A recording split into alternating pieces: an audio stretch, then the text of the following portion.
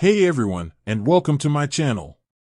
Today, we're going to be talking about how to cash your paysafe voucher. Now, I know you might be wondering why I'm even making a video about this. Well, it's because I've gotten a lot of questions about it from my viewers, and I figured it would be helpful to put together a quick tutorial. So, let's get started.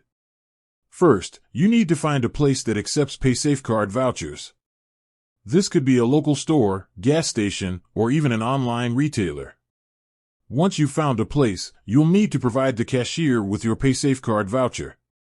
The cashier will then scan the barcode on your voucher and enter the amount you want to cash out. Once they've done that, they'll give you the cash. That's all there is to it. Now, there are a few things to keep in mind when cashing out your paysafe card voucher. First, you may be charged a fee for cashing out your voucher.